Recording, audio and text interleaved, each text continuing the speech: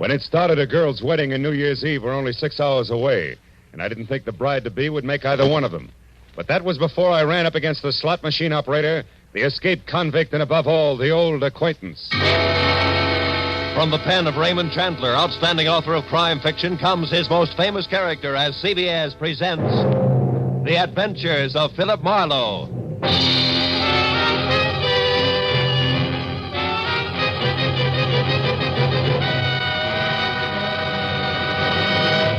And now, with Gerald Moore, starred as Phillip Marlowe, we bring you tonight's exciting story, The Old Acquaintance.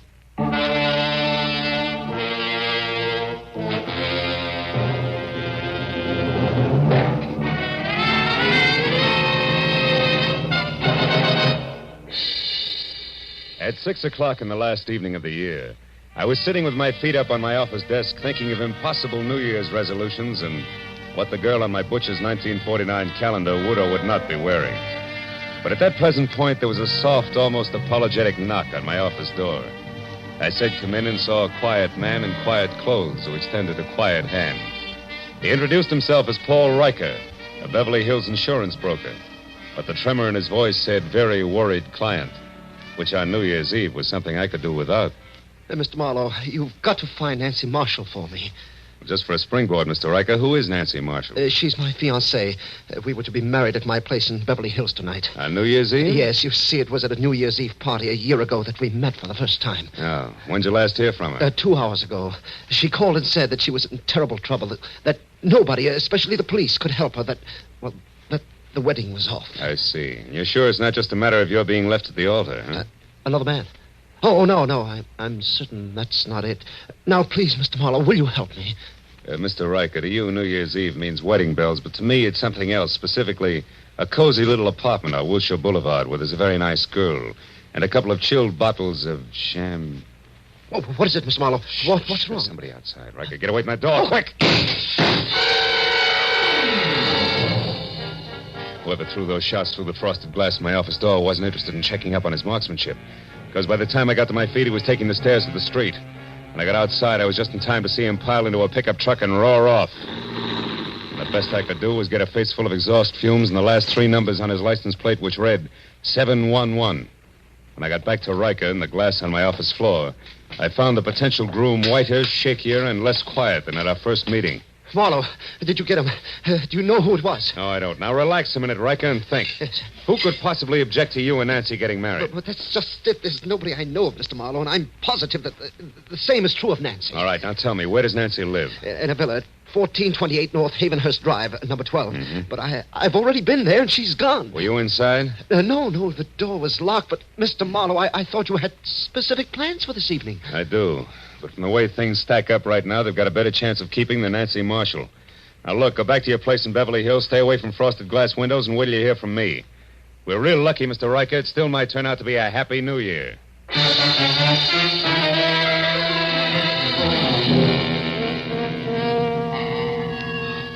When Riker left the office, I called Lieutenant Ibarra at police headquarters.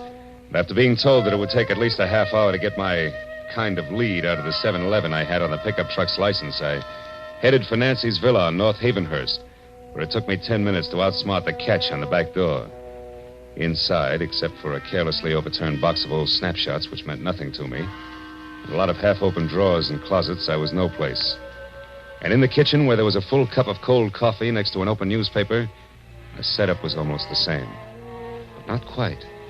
Because on the front page of the paper, there was a banner story complete with pictures that shouted the news of 3 men who had broken out of the state penitentiary that morning. And one of them, a man named Steve Doyle, had a face that I'd seen only minutes ago on one of the snapshots in the overturned box. I grabbed the paper and started back to check with the snapshot once again for good measure. But the second I stepped into the living room, I stopped. Hello. I don't believe I know you. Oh, the voice matched the lady perfectly. She was tall, beautiful brunette, about 30. Wearing a beige metallic wool jersey that covered more curves than a ride on a roller coaster. But the large monogrammed A on her purse meant that this was not the woman who had planned to marry Paul Riker. I said I don't believe I know you. The name is Arthur Murray. You're late for your rumble lesson. Oh, never mind the jokes, bright boy. It's a waste of your time and mine. All right, then we'll play it very straight. Name is Phillip Marlow. I'm a private detective, and I'm working for a very worried man. Now you, what's your connection with Nancy Marshall? I'm just, shall we say, an old acquaintance? That's all. Not enough. I'll prime the pump some more. I was hired to find Nancy, who seems to be in a lot of trouble. And coincidentally in trouble on the same day that Steve Doyle breaks out of stir. Now, once more, exactly where do you fit in? I don't think I'll tell you, Mr. Marlowe. If you don't mind. Well, pearl-handled, huh? How very chic. But deadly. Now get in that closet there, Marlowe. Go on. All right. But just so we don't go through this same routine when we meet again, and we will, who are you? Oh, you don't listen very carefully, Marlowe. I've already told you that I'm an old acquaintance. It's the season for them, remember? Now get in there and shut up.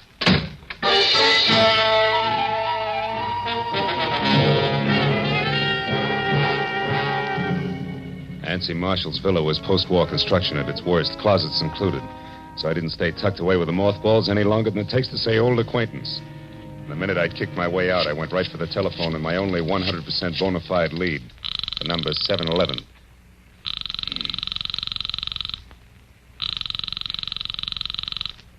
This is Lieutenant Ibarra. Marlowe, Ibarra. Anything for me on that license number? Oh, yeah. If you're sure it was a pickup truck, the chances are pretty good that it either belongs to a party named Maurice J. Calder at 409 South Main or one Jerome Graff, 3221 and a half Melrose Avenue. Check. What's up, Phil? Anything I might be interested in? That depends. Ever hear of a guy named Steve Doyle? One of that gang that broke out this morning? The very same. Matter of fact, he's probably driving that pickup truck right now. Oh. But look, Ibarra, I think I know what I'm doing, so how about letting me run this end of it until I get stuck? Well, There's a girl named Nancy Marshall mixed up in this, and a delay at this time might cost her life. All right, I'll stay clear, Phil, for a while. Good. But just so you don't get too careless, remember, Doyle got out of jail this morning the hard way. He killed 2 guards. Oh, fine. Goodbye, Marlowe.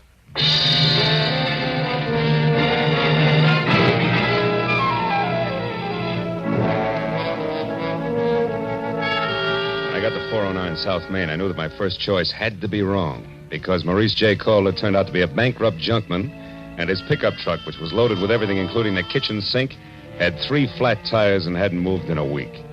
So if the numerals 711 were going to live up to their reputation, Jerome Graff had to be my man. And that made the time to be careful now.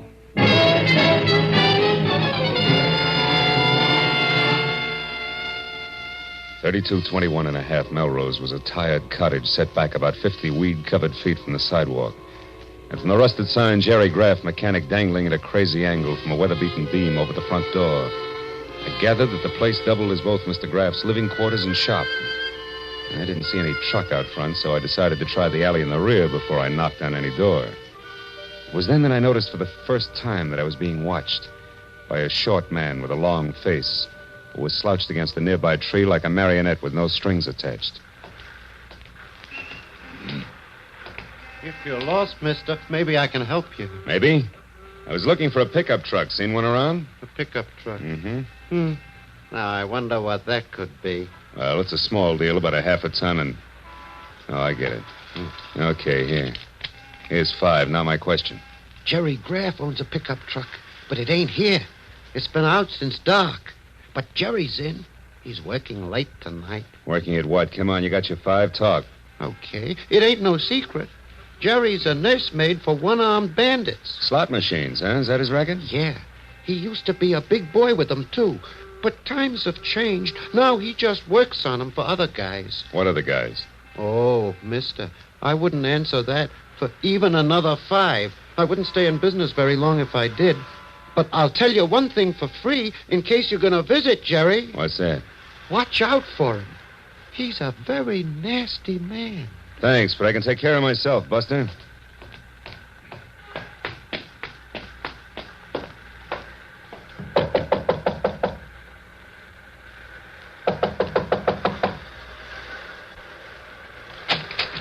What do you want?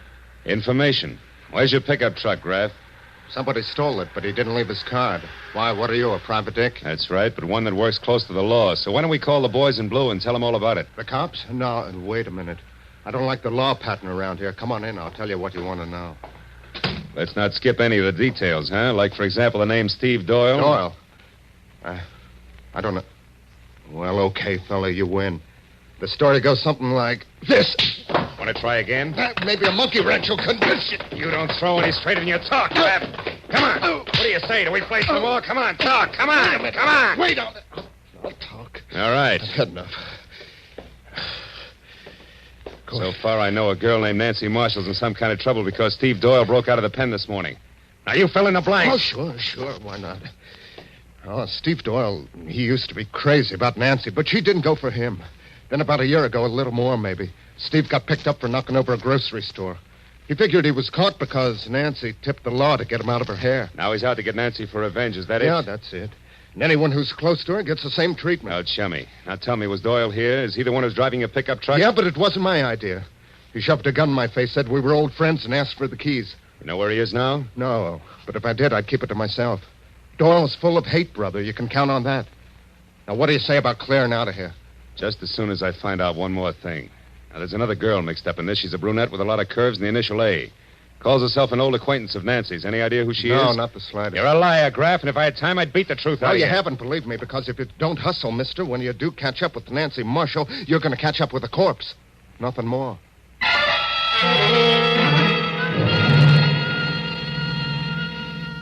When I got outside, two things stood out in my mind like a pair of cleats at Carnegie Hall. First, my client's fiancée was not the most innocent dame in Greater Los Angeles. And second, I wasn't going to get any place until I could locate the old acquaintance. But then, just as I started for my car, the slouch who had sold me the dirty thumbnail sketch on Jerry Graff came running toward me. Hey, mister. Did everything work out all right? I was called away on some other business, or I'd have been here waiting. Waiting for what? Well, you know, in my game, I now and again give a guy a little more dope than he bargained for, and in that case, I sometimes end up with a bonus, so to speak. Well, right now, we're about even. But if you can tell me anything about a beautiful brunette whose first name starts with an A, I'll give you a bonus that'll keep you in beer and pretzels from now until the 4th of July. A name that begins with an A? Yeah. Hey, she visited with Graff this morning, maybe? Yeah, it's possible. Come on, think hard. She's kind of tall, dresses like $1 million. That's right. Now, what's her name? Here, look. $20 bill. Her name, what is it? It's, Yeah, I got it. Adrian Starr, 1312 Lookout Mountain Road. How do you know that? It was on the registration card in her car. I took a peek while she was... Trouble at Graff's. I'll take my 20. Goodbye.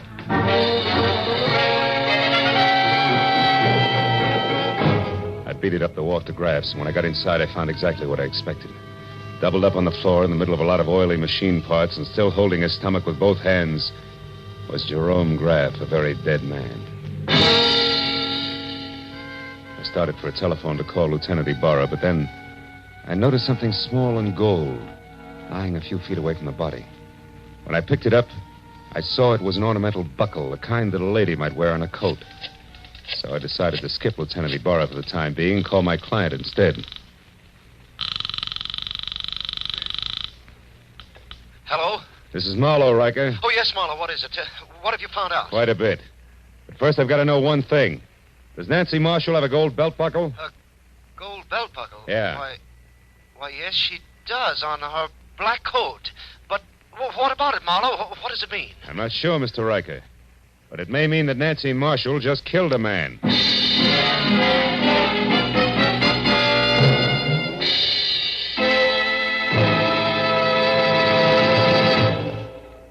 In just a moment, we will return to the second act of The Adventures of Phillip Marlow. But first, by this time, a week from tonight, Jack Benny will have made his first broadcast exclusively on the CBS network.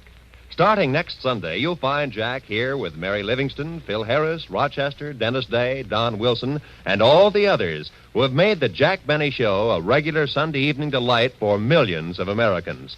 Just for fun, the Jack Benny kind of fun, make a New Year's resolution to hear the Jack Benny Show every Sunday starting a week from tonight, January 2nd, over these same CBS network stations. And now, with our star, Gerald Moore, we return to the second act of Phillip Marlow and tonight's story, The Old Acquaintance.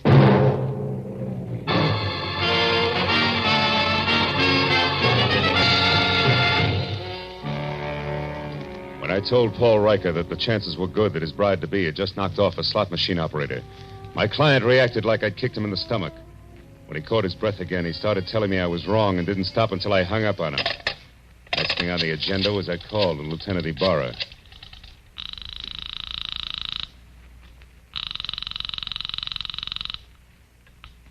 Lieutenant Ibarra speaking. Marlow again, Lieutenant. Oh, did you find the owner of that pickup truck, Phil? Yeah, I found him, Ibarra. I'm calling from his shop now. I had a talk with the guy. It was Jerry Graff. What do you mean, was Jerry Graff? Well, somebody came in here and shot him just after I left. He's dead. Dead? He knew Steve Doyle all right, but I'm pretty sure Doyle didn't kill him, Ibarra. No, then who did? Any idea, Marlowe? Well, looks very much like my client's fiancée, Nancy Marshall. I still don't know where she is or how it all fits together, but look, I got a lead on an old acquaintance of Nancy's named Adrian Starr. She lives up on Lookout Mountain Road. Now, if you don't hear from me in, say, an hour, you might check. Number 1312, that's my next stop. Okay, just be sure it's not your last stop. Goodbye.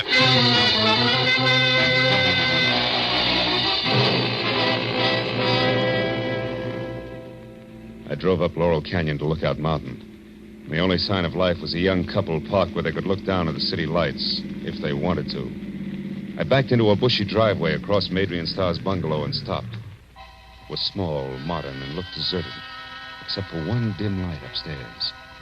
I was about to get out and verify that when a pair of headlights flashed down the road and a yellow convertible swept to a halt in front of the place.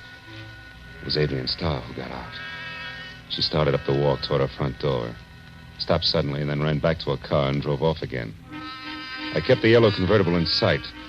When it turned on Havenhurst and stopped in front of Nancy Marshall's villa, I pulled up in time to see Adrian step inside and close the door. So I followed her.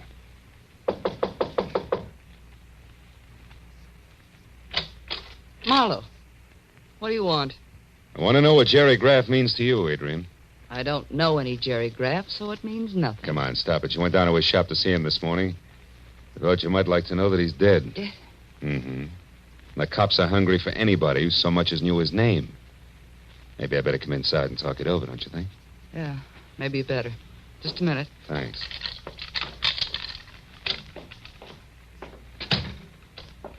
Hey, it's dark. Why don't you turn on more lights? Because I like it this way. Okay. But, honey, if you've still got that pearl-handled popcorn of yours, let's leave it out of the conversation. And let's make it straight. Why'd you drop in on Graff this morning? Because I knew that sooner or later Steve Doyle would head there. I had to know if Steve intended to leave town or was still determined to get his crazy revenge. And all for Nancy Marshall, huh? You know, you're sticking your neck out quite a ways just for old time's sake, baby. Steve Doyle's a pretty tricky guy to mix with at this point. You can say that again, Phil. Steve? Oh, Steve. Steve Doyle. That's right. Who are you, mister? Marlowe, private detective. Sit down over there, private detective. Keep your hands out of your pockets. I don't like you because you're half cop, but play it smart and you won't get hurt. Well, Adrian, like old home week, huh? Oh, it's been a long time, Steve. Yeah, it sure has. Where is she, Adrian? Where's Nancy? I don't know, Steve. You're lying to me. This is her place. You got in with a key. You've been down to see Graff. You know where she is, all right. So tell me and tell me Oh, fast. Steve, listen, forget it. Forget about Nancy. This revenge will only get you in the gas chamber. Please, let's get away. We can still make it across the border. Please take me with you. I love you, Steve, just like I always have, even when you threw me over for Nancy. Shut up. Just tell me where Nancy is. Come on, Adrian. I don't know, Steve. Stop it, Doyle. Where is she? Steve, you're hurting me. Doyle! Don't move, Marlowe. All right, fella, I told you to behave. I've been through a lot, and I'm tired, and I'm running out of time. You're getting in my hair, and that's bad. Oh! Oh, no, Steve, don't. I won't shoot him. I can't afford the noise. I can give him something just as good. Oh! Now, Adrian, try again. Where's Nancy? I don't know, Steve. Come on, where is she? I don't know. Where's Please? Nancy? I don't know. Where's Nancy? Where's Nancy?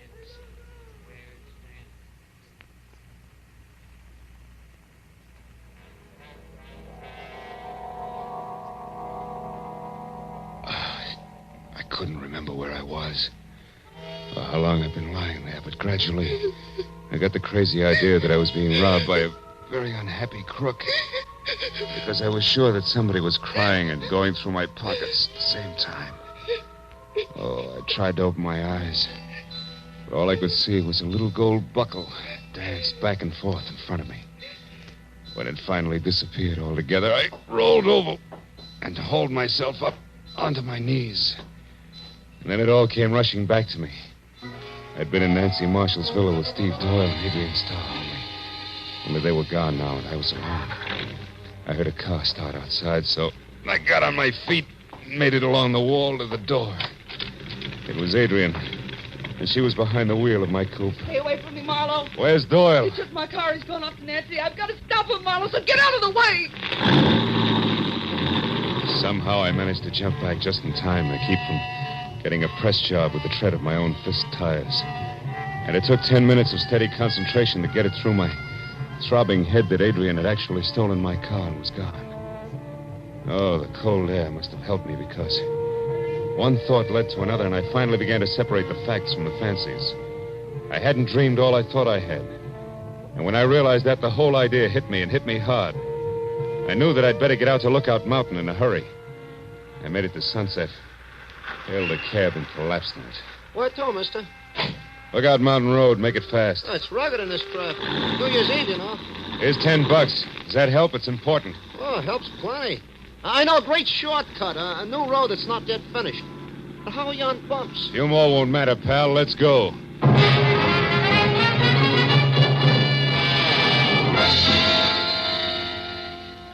When it was over, I felt like I'd crossed the country on a pogo stick. But the cab driver was a genius, and with a shortcut, we made the distance to Lookout Mountain in less than 10 minutes. When we got near the place, I sent the cab back down the hill out of danger. Went the rest of the way on foot. As I got within sight of Adrian's bungalow, I saw Steve Doyle getting out of the yellow convertible. I ran up to the house, tried the door. It was locked. Nancy, where are you? I know you're in there, baby. I'm going to find you. I have to take this joint apart. We've got some old business to settle, remember? So have we, Doyle. Drop that gun. Stand still. Okay, sucker. You. You won't need that gun anymore, Doyle. Just kick it over there out of the way. Someday I'll get you for this fella. I doubt it, Steve. You're all finished, but you're too thick-headed to see it. Well, I guess it's time to relax and wait for Adrian. And we call the cops, Adrian just arrived, Marlowe. Don't What? turn around or I'll kill you. Adrian. There we are, Marlowe. Toss your gun back here to me. Come on now. It's better. Oh, Steve. Steve, are you hurt bad, darling? Can you make it to the car? I'll try, Adrian. Got me on the side. It's bad. Oh, Steve, hurry, darling, hurry. I'll be with you in a minute. I'll make it okay. Well, Marlowe? Yeah. Okay, Adrian. Tell me one thing first, Marlowe. Did Steve get to Nancy? No. You killed Graff in time to shut him up, too, huh? So Steve will never know the truth, will he, Adrian? Could be it was you who crossed him and sent him to prison. You'll never find out. Not now. And you'll never realize how much I love him either. That's why I did it, Marlowe. It was the only way I could hold him for myself. And I was willing to wait. Can you understand that? Yeah. I guess I can. Too bad a love like yours has to be wasted on a guy like Steve. You'll never get away, honey. Not with him. You'll never make it. Maybe not. But if he goes out, at least I'll be with him, Marlowe, and that's the way I want it. And if you're going to do anything, Adrian, you better get it over with fast. That siren's a friend of mine. He's coming here. Adrian! Coming, Steve. You're a good guy, Marlowe, and a smart one. Just don't follow us, that's all. So long, Marlowe. Happy New Year.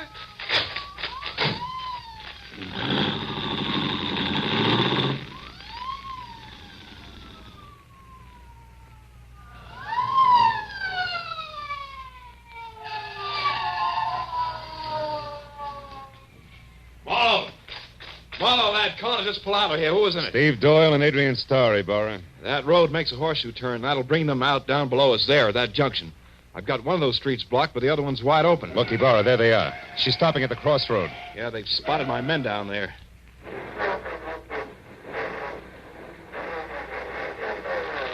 She's turning around. They're heading out the other way. She must be crazy, Marlowe. They'll never make that curve at that speed. They're not slowing down, Ibarra. She's heading straight for that stone wall.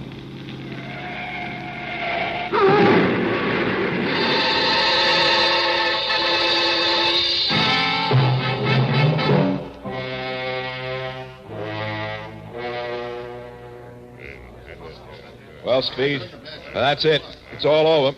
They're both dead when the boys got to them. Killed instantly.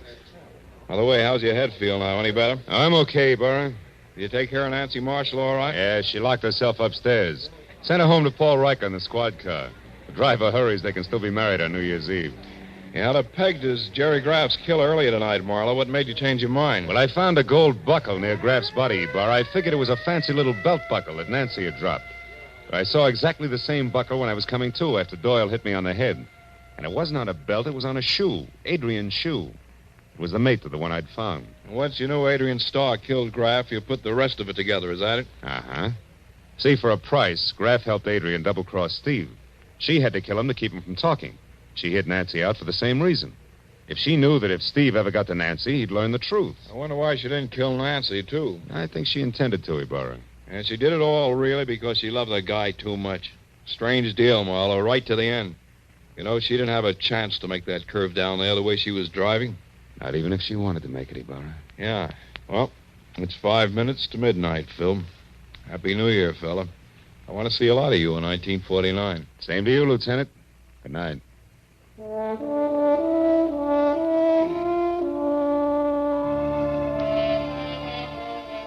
After Ibarra and the others left, I stayed up on Lookout Mountain and watched the new year come to Los Angeles. A new year. Didn't seem to change things much, at least on the surface. Somewhere down the road, a gang struck up Old Lang Syne.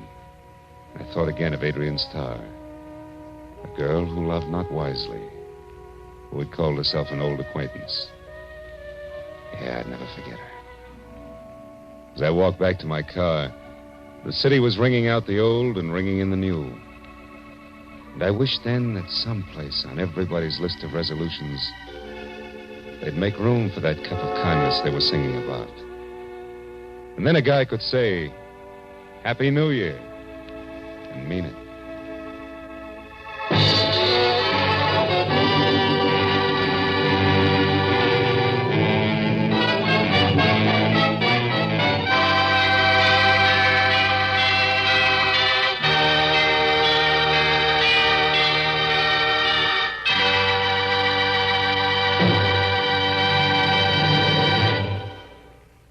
The Adventures of Phillip Marlow, created by Raymond Chandler, stars Gerald Moore and is produced and directed by Norman McDonald. Script is by Mel Donnelly, Robert Mitchell, and Gene Levitt. Featured in the cast were Gloria Blondell, Edgar Barrier, David Ellis, Lou Krugman, and Stan Waxman.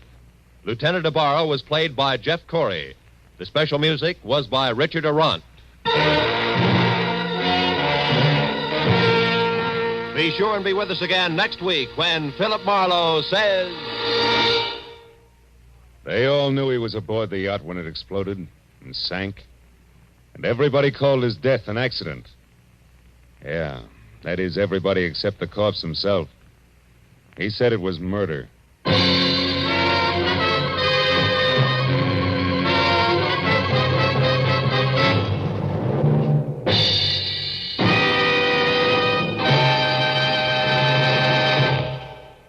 An hour of wonderful, delirious comedy is still to come to you tonight on CBS. You'll soon hear Hollywood's Eve Arden starring as the unusual schoolmistress, our Miss Brooks.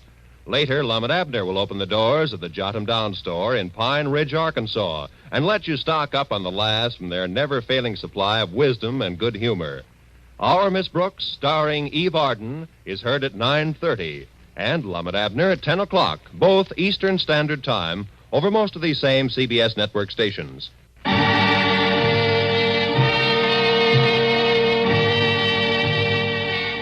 This is Roy Rowan speaking for CBS, the Columbia Broadcasting System.